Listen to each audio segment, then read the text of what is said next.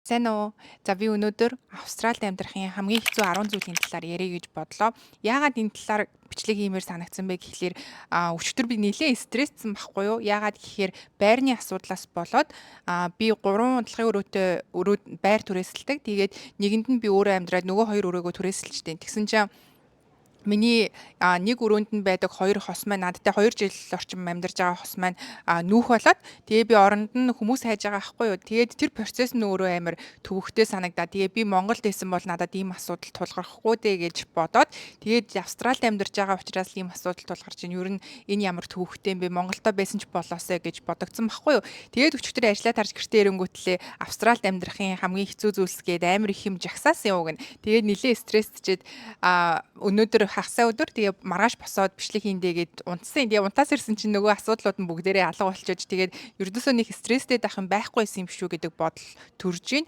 Унтсан болохоор бүх асуудал шийдэгдсэн юм шиг тийм санагдаж байна. Ер нь стресстэх нь гайгүй болчлоо. Гэхдээ нэгэнт бэлдсэн юм чинь энэ жагсаалтаа ярьчээ гэж бодлоо.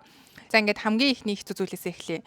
За хамгийн ихний асуудал бол мэдээж байрны асуудал байна. Түрүүн хэлсэнчлэн энд ингээд гаднаас ирж байгаа хүмүүс бол угаасаа шууд ирээд байр авч чадахгүй шүү дээ. Тийм болохоор мэдээж түрээсийн байранд л амьдран тэгэнгүүт байр түрээслэх нь гэдэг нь өөрөө айгүй хэцүү. Би заавал ингээд түрээсийн мөнгөө төлөх чадвартай, орлоготой, миний нийт орлогын одоо 50% нь түрээсэнд явах одоо максимумда 50% нь түрээсэнд явна гэдгийг нотлох ёстой болдог. Хэрвээ миний орлого түрээсийн төлбөрийнхөө нэг 70-80% тэнцэж явах юм бол би яасан ч тэр байранд тэнцэхгүй гэсэн үг. Тэгээ дээрээс нь тухайн байранд орохдоо бид нар ингээд инспекшн буюу байраа очиж үздэг байхгүй юу. Тэгээд байраа очиж үзэж байхад нэг байран дээр хамгийн багадаа ингээд 50-60 хүн ирсэн байдаг заяа бүр амар их хүн. Тэгээ би 50-60 хүнтэй өрсөлдөж тухайн нэг байранд сонгогдож байгаа байхгүй юу. Бараг ажилд орох процесстэй ижилхэн.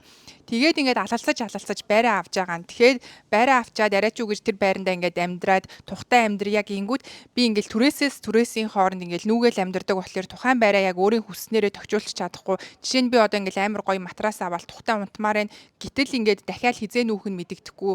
Дахиж нүүхдээ тэр матрасаа авч нүүж чадаач уу гүүч үү. Тийм болохоор юм үнэтэй матрас авах хэрэг надад байна уу гэд тухтайч амьдрч чадахгүй. Дээрээс нь би ингээд анх байраа яаж хүлээж авсан яг тэр чигт нөгөх хөстэй. Жишээ нь ингээд би хананд нь ингээд жаадтай зураг хатахын тулд нэг нүх гаргачлаа гэж бодъё л тоо. Тэгэнгүүт би тэр нүхээ ингээд анх байсан шиг ингээд өөрөө битүүлээд яг ямар л байсан тийм болгож ингээд өгөх ёстой. Тийм болохоор өөрийнхөө хүснээр ч ингээд зураг хадчих чадахгүй. Ер нь жоохон тухгүй байдаг. Тийм нэг асуудал байна. Дээрээс нь ингээд 6 сар тутам эсвэл 1 жил тутам байрных нь одоо ингээд түрээсийн гэрээ шинчлэгдэж байгаа байхгүй юу? Тэр болгонд түрээсийн мөнгө нэмэгддэг. Түрээс нэмэгдэхгүй байна гэж огтоосоо байхгүй. Тэгээл ингээд гэрээний хугацаа сунгах төхөөд ирэнгүүт л за яана энэ удаа одоо хэдэн доллараар нэмдэм болтоо гэдэг юм санаа зовнил үүсчдэг заяа. Тэр нь бас амар төвөгтэй. За тэгээд өөрийнхөө нэр дээр байр түрээсэлчих юм бол ядахнаа л ингээд хүний хажуу өрөө түрээслэнээс тухтай даа гэд ээж аав эдрийг авчирхад бол ямар ч асуудал байхгүй ингээд болж байгаа. Гэхдээ хэрвээ миний түрээсэлсэн байрны одоо нөгөө өрөөнүүдэд байгаа руммейтүүд маань өрөөнөөсөө гарна гэх юм бол би дараачийн үнэ яг зөрж л олохгүй бол сул зогсож байгаа тэр хугацаанд нь бид мөнгө өөрөө төлөх ёстой болчин. Тэгэнгүүт тэр эрсдэл нь бас миний толгой дээр буудаг. Гэх мэтчлэн ингээд ер нь бол айгүй их асуудлууд байр түрээслэхтэй холбоотой байна. За тэгээ байр авъя гэх юм бол бүр бүтэхгүй. Анх намайг ирж хахад хотын төвтэй ойролцоо нэг suburb нэг дүүрэгт 2 өрөө байр 650 мянган доллар гэдэг ахгүй. Тэгсэн чинь одоо тэр хавцаа байр үзье гингүүт 950 мянган сая доллароос эхэлж байгаа ахгүй. Тэгээ би одоо хизээ тэнд мөнгө цуглуулж байр авахын те бараг үлгэр юм шиг сонсогдож байгаа ахгүй юу. За яг ингээд хосууд хэрвээ өөрсдөө байр түрээслээд эсвэл хүүхэд мөхтдээ хүмүүс бол яг нэг өрөө ч юм уу 2 өрөө байр түрээслээд амьдарчдаг учраас надад тулгардаг асуудал үүсэхгүй. Би ч нөөрэ ингээд ганцаархнаа байдаг учраас яг ингээд байран дээр надад асуудал үүсээд байгаа ахгүй юу. Руммейтүүдийн асуудал байна. Тэгэл руммейтүүдийн асуудал байна. Дээрээс нь би орлогоо яг ганцаархнаа өөрөө нотолдог учраас байранд сонгогдохгүй гэх мэт ер нь ийм асуудлууд ганцаараа байдаг учраас яг хөө иймэрдүү асуудлууд жоохон нэмэгдээд байгаа юм шиг надад санагдаж байна. Магадгүй гэр бүлэрээ байдаг бол ямар өөр асуудал надад тулгархыг бисаа хэлж мэдэхгүй байна. Гэр бүлэрээ байж үзээгүй учраас. За тэгээд байр түрээслэхтэй холбоотой бол нэг иймэрдүү асуудал байна. За Австралид амьдрахын 2 дахь хэцүү зүйл нь юу вэ гэхээр амжиргааны зардал бүр үнэхээр өндөр. Яг хөө ингээд бид нар өндөр цалиа авдаг тоон бол гоё л сонсогдож байгаа. Гэхдээ тэр хэрээрээ гарах зардал нь бүр үнэхээр их. Жишээ нь ингээд гэр бүлтэй хүмүүс байх юм бол байр түрээслэх нь хамгийн багадаа одоо 7 хоногийн $500 ер нь бол эхэлж байгаа. Ганц бие хүмүүс бол нэг өрөө түрээсэлжээр харьцангуйгаа айгүй нэг $250 бол эхэлж байгаа. Гэхдээ л эн чинь тэгээд цалинтайгаа харьцуулахад амар их мөнгө энэ дээр нэмэгдээд бид нар идэж уун, хоол хүнсний зардал нь амар их өндөр. Тэгээд хэрвээ машинтай бол машины даатгал төлөх ёстой, татвар төлөх ёстой, бензин гэл тэр болгоно бас айгүй үнэтэй. Тэгээд ер нь бол амжиргааны зардал айгүй өндөр байдаг нь Австралид амьдрахад нэг хэцүү зүйл нь болж байна. За 3 дахь хэцүү зүйл нь гэх юм бол гэр бүл, найз нөхөд, хамаатан садан гээл өөрийнхөө дотны бүх хүмүүсээс хол байна. Энэ угаасаа гэхдээ зөвхөн Австралид байдаг учраас биш, гадаадад байдаг бүх хүмүүс тохиолдог асуудал л да. Тэгэл ялангуяа баяр наадмаар бол бүр хэцүү штэ тийм цагаан сар, наадам мэдрээр чинь Монголд бүх нийтийн амралт болчихно. Тэгээ бүгдээрээ тэнд бүх хүмүүс гоё баяраа тэмдэглэж байгаа. Гэтэл би энд ингээ ганцаархнаа тэгээ ажиллаа хийцэн эсвэл амралтын өдөр тарах юм бол тэгээ ганцаархнаа хүмүүс яаж баярлж байгаа гэдгийг хараад ер нь жоохон гонигэн штэ. Тэгээд гэр бүлийнхнээсээ найзуудаасаа хол байдаг нь хамгийн хэцүү санагдаж байна. За Австралид байхын 4 дахь хэцүү юм нь болохоор Монголоос айгүй хол. Ер нь Монголоос гэхгүй ер нь бүх улсаас айгүй хол.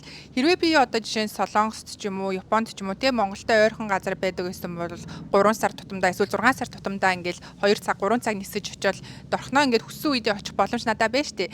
Гэтэл Австралиас Монгол очих нь өөрөө амар их хугацаа шаарддаг. Дээрээс нь өндөр үнэтэй. Тэгээ бүх юмыг айгүй сайн төлөвлөж ийж амралтаа авч иж жилдээ нэг удаа эсвэл 2 жилдээ нэг удаа ч юм уу те тэгж очих боломжтой болж байгаа. Тэгэхээр Монголоос хол идэх нь бас надад хэцүү санагддаг. За Австрали буюу одоо гадаад оронд байхын дараагийн нэг хэцүү юм нь юу юм бэ гэхлээр ямар ч асуудал надад тулгарсан зөвхөн би л байна. Өөр надад хинч байхгүй.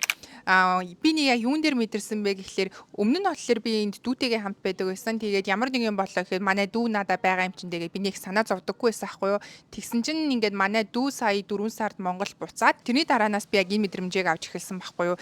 Би яг өөр дээрээ тулгарсан нэг жишээгээ яриа. Би нэг эмнэлэгт очиод тэгсэн чинь тэр эмнэлгийн хүн надад нэг үзлэг нэг юм хийх тэгчээд энэний дараа чи ингээд гэртээ хайр чадахгүй байх юм бол чамайг ирээд авах хүн байна уу? Одоо яаралтай үед холбоо барих хүний мэдээллийн нөгөөгээд тэгсэн чинь надаа тийм хүн огт байдаггүй юм. Тэгээд хүүе нэр манай дүү чинь Монгол явцсан штэ. Надаа ямар нэгэн асуудал тулгарлаа гэж бодоход намайг хүүе хаа гэх хүн байхгүй юм байна штэ гэдгээ яг тэр үед мэдэрчээсэн байхгүй юу?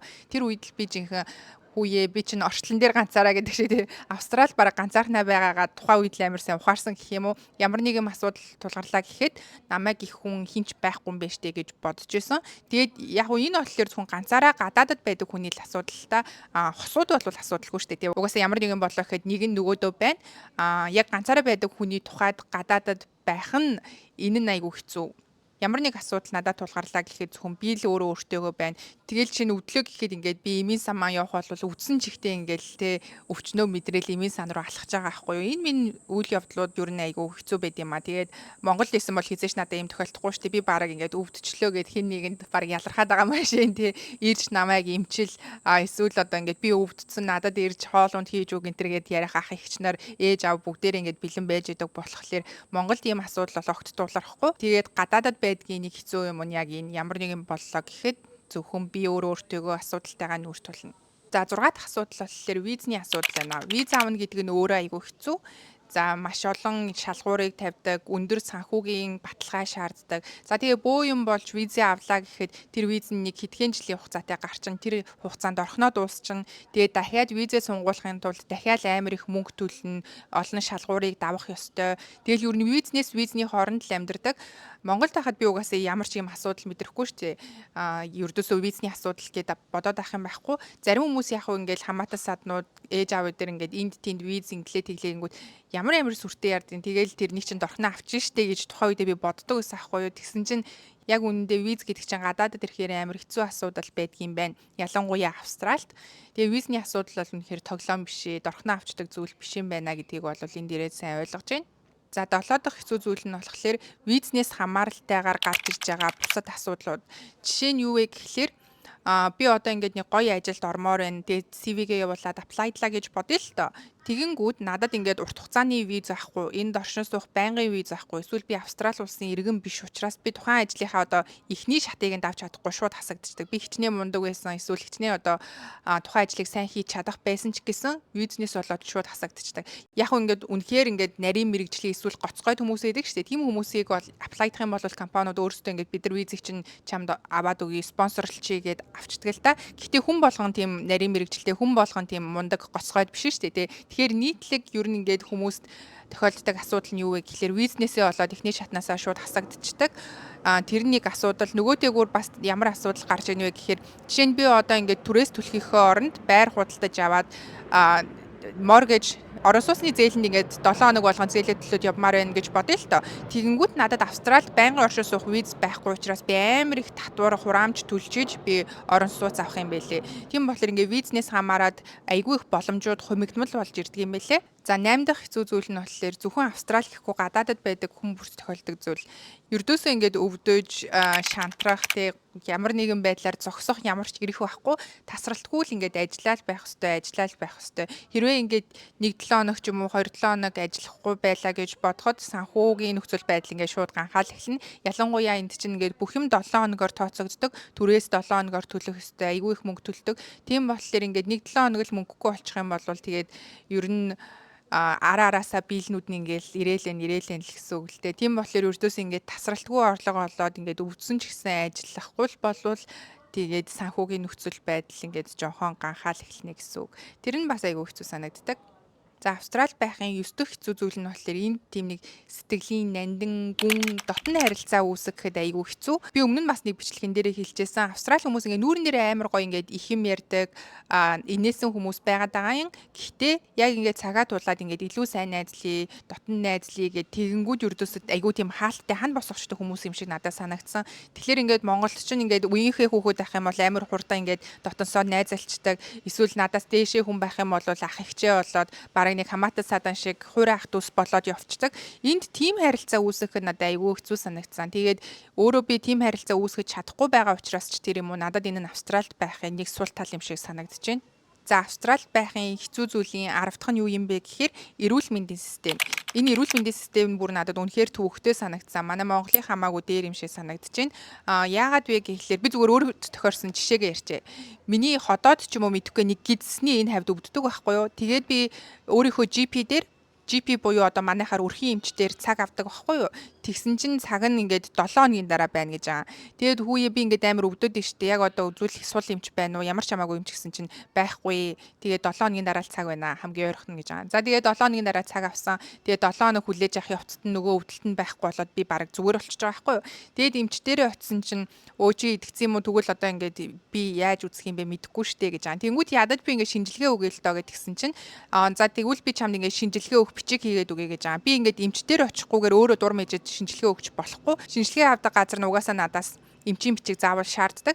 Тэгээд эмч маань надаа шинжилгээ хийлгэх юм бичиг хийгээд өгч байгаа. Тэгээд тэр шинжилгээ авдаг газар нь бас тусдаа газрууд байд юм бэлээ. Яг зарим газрууд нь болохоор эмнэлэг дотроо байдаг юм бэлээ л дээ. Манайх болохоор тусдаа газар байсан. Тэгээд би өөр тийм шинжилгээ авдаг газар очиж байгаа байхгүй. Тэгээд шинжилгээгээ өгч байгаа. Тэгээд би хариугаа яаж авах вэ гэж шинжилгээдэг газраас асуусан чинь заавал GP дээр очиж ав гэж байгаа байхгүй юу. Тэнгүүд би GP дээрээ очиж шинжилгээний хариугаа авахын тулд дахиад GP дээрээ цаг авна. Цаг аваад дахиад мөнгө төлнө. Тэгээ мөнгө төлж зөвхөн хариугаа принтерлүүлж авч байгаа байхгүй юу. Тэгээд за хариугаа принтерлүүлээд авсан юм чинь ядаж ингээд нэг энийг уншаад өгөө тайлбарлаад өгөө ч гэсэн чинь зүгээр ээ бүх юм окей гэж байгаа. Тэгээ би ядаж ингээд нарийн мэрэгжлийн эмчэд үзүүлчихье. Та надад яаж үзүүлэхийг хэлээд өгөөч гэнгүүт дахиад GP-гээрээ рефер хийлгэж буюу GP-гээсээ дахиад бичиг авч иж нарийн мэрэгжлийн эмчэд үзүүлнэ гэж байгаа. Ердөөсөө ингээд манайх шиг миний ходоод өвдөд байна гэд би доторын эмчтэр өөрөө дур мэдэж очиод тэгээ тэндээ ирэн тэгээ яхаа өдөрт харуулад ямар нэг эмчүүлээд тэр өдрөө үйлчлэгээ авна гэсэн юм байхгүй. Бүр ингээд бараг 3-7 хоног 4-7 хоногийн процесс болж байгаа байхгүй юу. Тэгээд би GP дээрээсээ тийм бичиг хийлгүүлээд нарийн мэрэгжлийн эмч дээр очиж байгаа. Мэдээж яг түрүү хэлсэнчлэн нарийн мэрэгжлийн эмч нь GP-гийн бичиггүйгээр намайг хизээч үзэхгүй. Тэгээд нарийн мэрэгжлийн эмч дээр очиод дахиад мөнгө төлөөд үзүүлээд ингээ явж байгаа. Тэгээ энэ процесс нь надад бүр үнэхээр төвөгтэй санагдсан. Бараг би GP-дээ үзүүлэх гээд хүлээж авах орондоо өөрөө идэгчж байгаа байхгүй юу. Тэгээд Монголд байсан бол би зүгээр нэг өдрийн дотор дурын нэг хувийн эмнэлэг дээр ч юм уу тий очиод тэндээ эмчтэй үзүүлээл шууд тэндээ шинжилгээ бүх юмаа өгөөл хондоо харууллаа дурандуулаад бүх юм асуудлаа тэр дорн шийдээд эмээ аваад тухайн өдрөө гарчин. Гэтэл Австралид болохоор энэ процесс нь бараг 3-7 хоног үргэлжлээд байгаа байхгүй юу. Тэгээд энэ эмнэлгийн систем бүр үнэхээр төвөгтэй санагцсан. Тэгээ алхам тутамдаа амар их мөнгө төлж байгаа шүү дээ. За тэгээд Австралийн хувьд гэх юм бол нэг амьдрахад иймэрдүү хэцүү зүйлс байна. Би өчигдөр яг стресстэй учраас иймэрдүү зүйлүүдийг бол дорхноо гаргаад ирсэн. Өнөөдөр тэгээд ингээд ярьсан чинь хүүе эн чинь их стресстэй байх юм бас мөн ч юм уу. Монголтой харьцуулахад бол эдгээр стрессүүд харьцангуй бага юм шиг надад санагдчихэв. Монголд бол ингээд амар их стресстэй амьдардаг байсан. Энд болгоод нэг цөөхөн хэдэн зүйлэнд стрессдэх болж байгаа.